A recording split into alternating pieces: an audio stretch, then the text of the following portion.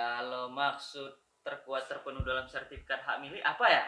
Iya, oke, Bud, ya.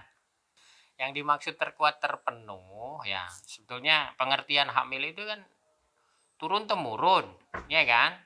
Terus terkuat dan terpenuh. Terkuat dan terpenuh itu sebetulnya satu makna, ya. Terkuat terpenuh. Nah, terpenuh itu terkuat dan terpenuh itu dalam konteks penggunaannya, pemanfaatannya, penguasaannya, ya. Nah, oleh karena itu yang dimaksud terkuat dan terpenuh itu untuk membedakan dengan hak-hak yang lain, ya. Hak HGB, hak pakai dan HGU, ya. Kalau kemudian terpenuh itu ya bisa dimaknai seperti ini. HGB, hak pakai, HGU itu kan punya masa berlaku, sementara hak milik tidak. Maka kemudian hak milik itu dapat dikatakan sebagai terkuat, terpenuh, ya kan? Terpenuh itu ya. Sehingga dia nggak punya masa berlaku. Terus penggunaannya dapat dipergunakan untuk hunian, untuk pertanian, ya kan?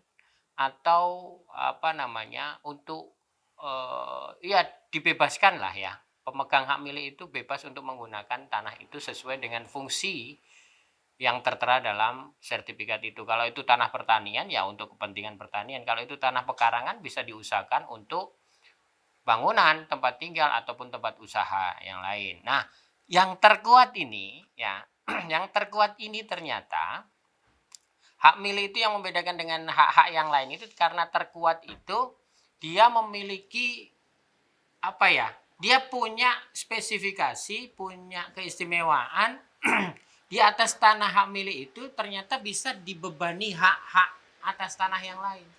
Ya, artinya gini, yang terkuat ini ternyata hak milik itu yang dianggap terkuat itu bisa dilekati, bisa dibebani hak atas tanah lainnya seperti HGB dan hak pakai, kecuali HGU ya.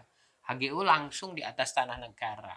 Kalau hak pakai dan HGB itu bisa berwujud hak pakai dan HGB yang bersifat sekunder karena dia melekat di atas tanah hak milik.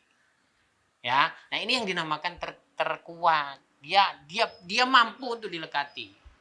Ya, dia mampu untuk dilekati. Oleh karena itu simpulan yang paling terakhir adalah gini.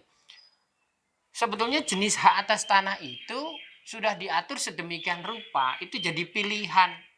Ya, itu jadi pilihan. Sehingga masyarakat, badan hukum, warga negara Indonesia, warga negara asing, badan hukum itu harus menyesuaikan, ya, menyesuaikan apa namanya, kalau mau memiliki hak atas tanah ya harus disesuaikan subjeknya, ya kan? Badan usaha itu boleh HGB, hak pakai, hak milik, tapi hak milik kalau hak milik khusus.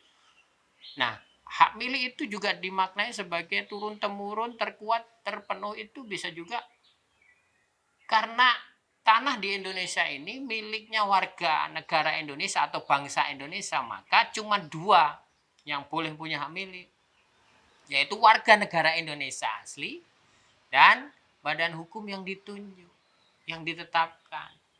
Nah, sehingga simpulannya tadi saya ulangi bahwa jenis-jenis hak yang diatur dalam hukum tanah ini bukan terus membedakan mana yang tertinggi, mana yang tidak tertinggi, ya kan, mana yang terendah, enggak. Ini jenis sehingga masyarakat, warga negara ataupun badan hukum boleh memilih sesuai dengan peruntukannya.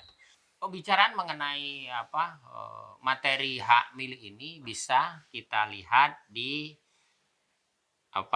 video kita, yaitu kita pernah membahas khusus mengenai hak milik. Silahkan Anda tonton ya. Nah, di situ bahas mengenai beberapa pasal-pasal yang ada di UPA, yang ada di PP 18 atau PP 40 sebelumnya ya. Silahkan Anda lihat dan Anda cermati, Anda pahami di situ ada materi khusus pembicaraan mengenai hak milik.